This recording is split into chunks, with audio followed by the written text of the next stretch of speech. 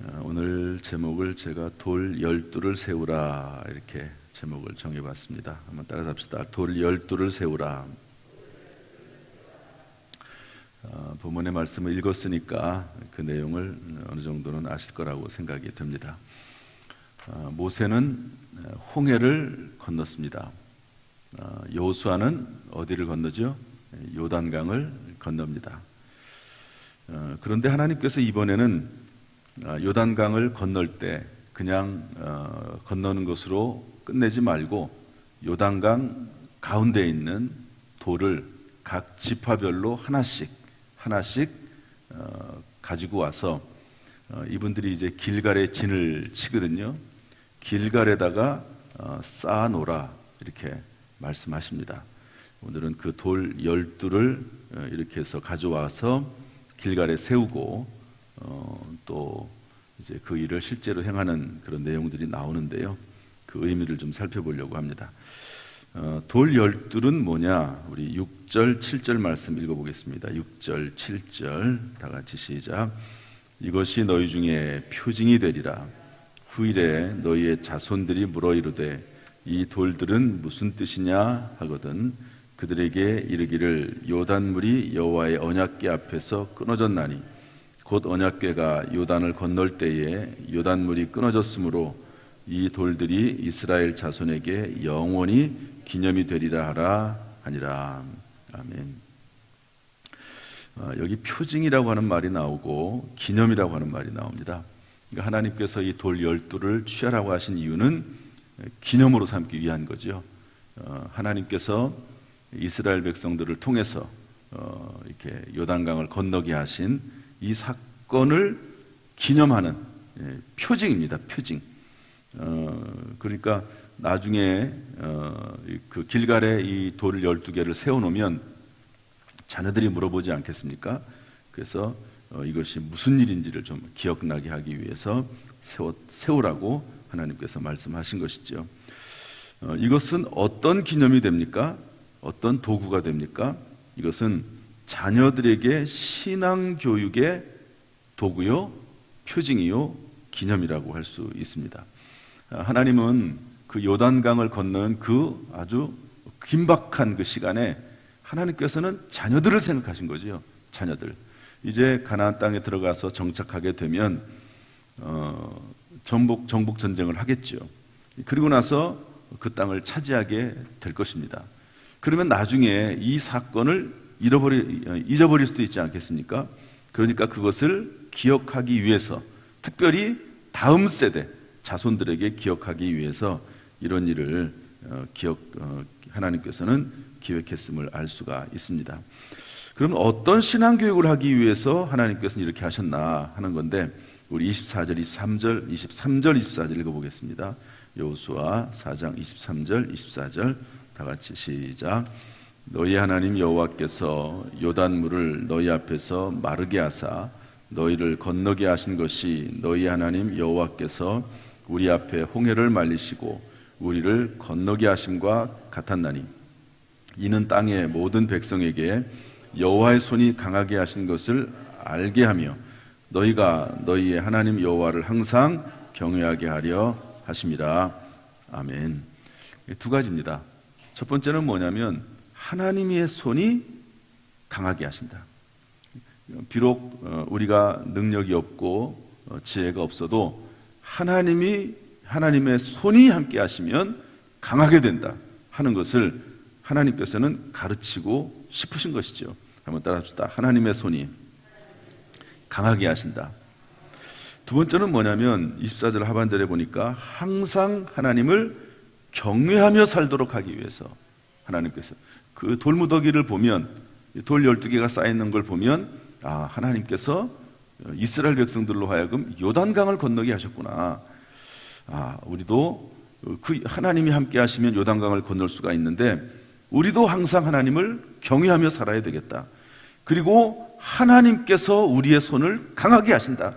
하나님이 지혜와 능력이 되신다 하는 것을 깨닫도록 하심이라고 성경은 기록을 하고 있습니다.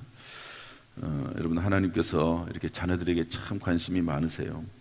그리고 우리들에게도 관심이 많습니다. 당대에만 하나님의 능력과 기적을 체험하는 것이 아니라 그것을 후대까지, 다음 세대에까지 전하면서 신앙교육하며 살기를 원하신다 하는 것을 알 수가 있습니다. 우리 한국교회도 이제 그러한 시점에 놓여 있다고 봅니다. 특별히 코로나19를 맞이해서 뭐 장년부 어른들뿐만 아니라 아이들도 뭐 다 지금 신앙을 다시 세워야 될 때가 아닌가 생각이 됩니다. 오히려 또 신앙에 있어서도 빈익빈 부익부의 현상이 생기는 것 같기도 해요. 왜냐하면 신앙이 강한 사람, 또 믿음이 있는 사람들은 오히려 더 코로나19 시대에 그 믿음을 확실하게 보여주는 것 같아요. 그러나 그렇지 않은 사람은 신앙을 뭐 거의 잃어버리지 않나. 이제 우리 동기들이나 목사님들 만나면 그런 얘기를 합니다. 코로나 시대에 알곡과 쭉정이가 아주 극명하게 나더라고 하는 그런 이야기를 우리 교육자들이 모이면 종종 해요.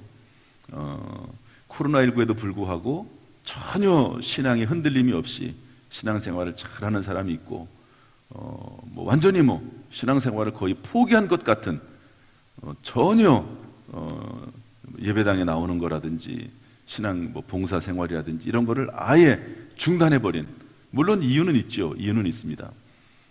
직장에서 가지 말라고 해서, 또 코로나 때문에 두려워서, 또 그리고 뭐 세상 사람들의 눈이 자꾸 걸려서, 뭐 이런 여러 가지 이유들은 많이 있습니다. 이유들은 있지만, 그러나 하나님이 직장보다 못하구나, 하나님이 세상 사람들의 말보다 못하구나 하는 그런 이야기들은 해볼 수가 있을 거라고 봅니다. 어쨌든 우리의 신앙, 또 우리의 자녀들의 신앙을 우리가 계속해서 잘 이어서 하나님을 믿도록 하기 위해서 우리가 수고하고 애쓰고 무언가 이런 표징과 기념들을 가지고 있어야 되겠다 하는 것을 생각하게 됩니다. 참으로 우리를 통해서, 또 우리뿐만 아니라 우리 자녀들에게까지도 믿음이 전수되고 신앙이 전수되는 그런 은혜와 축복이 있기를 주님의 이름으로 축원합니다. 한 가지를 좀 더 보고 싶어요. 표징과 기념, 이 돌 무더기가 주는 의미가 신앙교육이라고 했습니다. 뭐 그렇게 성경에 돼 있으니까요.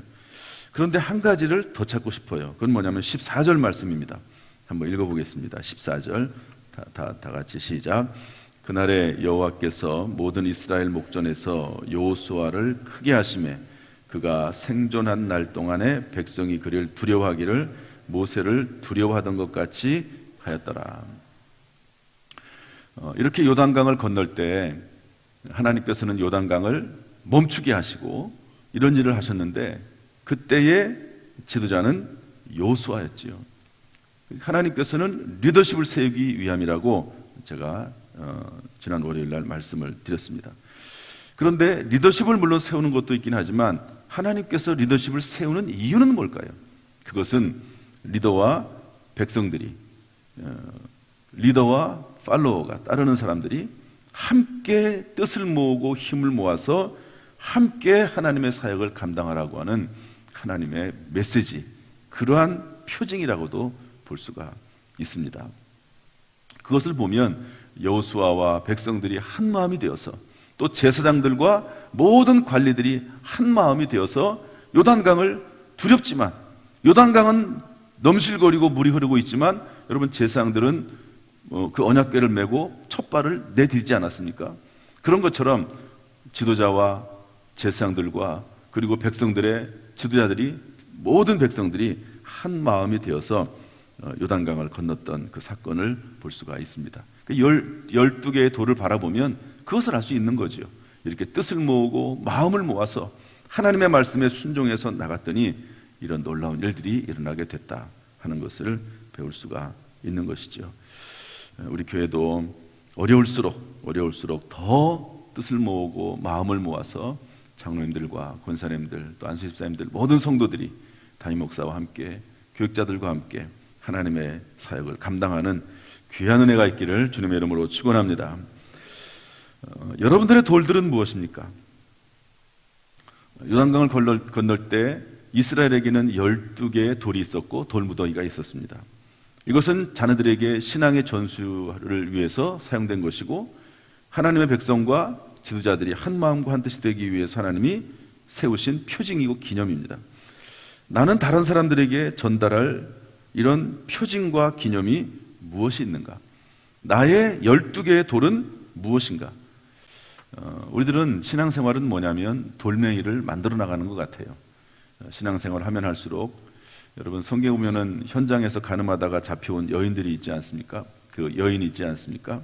전부 다 돌멩이를 들어서 돌로 쳐 죽이라고 외치고 있는데 예수님이 말씀만 하시면 돌멩이를 던져서 이제 그 여인을 쳐 죽이려고 하고 있는데 예수님께서 누구든지 죄 없는 자가 먼저 돌로 치라 이렇게 얘기합니다. 그때 나이가 많은 사람부터 돌을 내려놓고 그 자리를 떠났다고 되어 있습니다. 나이가 많다는 것은 무슨 얘기죠? 죄가 많다는 거예요. 나이가 많다는 것은 죄를 생각할 것이 많다는 겁니다. 그런데 반면에 우리 믿는 사람들은, 예수 그리스도를 믿는 사람들은 나이가 많으면 많을수록 점점 이런 신앙의 돌멩이들을 하나씩 만들어가고 쌓아놓는 삶이 된다고 하면 그것이 가장 복된 일이라고 볼 수가 있는 것이죠. 여러분들은 그 신앙의 돌이 어떤 것들이 있습니까? 내가 10년 전에 내가 이런 돌멩이를 하나 쌓았지, 내가 20년 전에 이런 돌멩이를 하나 쌓았지, 내가 5년 전에 이런 돌멩이를 하나 쌓았지. 누구에게든지 보여줄 수 있는 그런 돌멩이, 누구든지 하나님에 대해서 이야기할 수 있는 그런 돌멩이, 이것을 하나 내가 쌓아놨지. 올해도 내가 어떤 돌멩이를 하나 하나님 앞에 쌓아놨지. 사람들이 볼 수 있고 자녀들이 볼 수 있는 돌멩이를 쌓아놨지. 여러분, 지난번에 우리가 40일 감사를 했습니다. 저는 그 40일 감사를 하면서 1년 동안 쭉 되돌아보면서 감사를 하는 거죠. 그 감사를 속에 서 있는, 뼛속이라도 숨어있는 감사들을 찾아보는 겁니다. 그래서 하나님께서 어떻게 일하셨는지, 하나님께서 어떻게 나를 도우셨는지, 1년 동안 하나님이 나와 어떻게 동행하셨는지를 우리가 발견해내는 작업이 참 중요합니다. 정말 큰 은혜를 받았음에도 불구하고 그 하나님의 은혜를 모르는 경우가 있어요. 모르는 경우가. 그러나 그것을 발견하고 찾아내야 됩니다. 여러분, 야곱이 베델에서 돌베개 베고 자다가 꿈을 꿨습니다. 사닥다리가, 천사들이 사닥다리를 오르락내리락 하는 것을 보지요. 그리고 하나님께서 위에서 복 주시는 것을, 축복하시는 것을 듣습니다. 그리고 나서 야곱이 뭐라고 하죠? 하나님께서 여기 계신 것을 내가 알지 못하였도다. 무슨 말씀입니까? 하나님께서 지난 1년 동안 나와 함께 하시고 나를 도우셨던 것을 내가 몰랐다라고 하는 말과 똑같습니다. 하나님께서 은혜 베푸시고 하나님이 도와주시고 함께 했는데도 불구하고 그것을 모르는 거죠. 모르는 거. 그것이 우리 하나님께 영광을 돌리지 못하는 것도 문제가 될 수 있지만, 하나님이 나와 함께 하시고 하나님 나와 동행하시고 하나님이 지금 이 자리에 계신 것을 모르면은 스스로 낙심하고 좌절하고 흔들리게 되어 있는 것이죠. 그러나 야곱은 하나님이 거기 함께 계신 줄을 알고 그 다음날 일찍 일어나서 하나님을 예배하고 서원하고 하는 것을 볼 수가 있습니다. 여러분, 나의 돌은 무엇인가? 2021년 또는 2020년까지 포함해서 코로나19 시대에도 불구하고 하나님께서 나와 함께 하셔서 나에게 세우도록 하신 그 돌멩이는 무엇인가?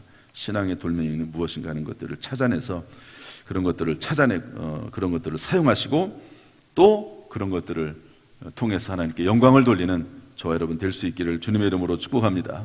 평생 살아나가면서 하나님께서 이렇게 세울 수 있는, 쌓아놓을 수 있는 이런 믿음의 돌멩이들, 신앙 간증의 돌멩이들이 우리 교회에, 우리 성도들에게 충만하기를, 또 우리의 자녀들에게 충만하기를 주님의 이름으로 축원합니다.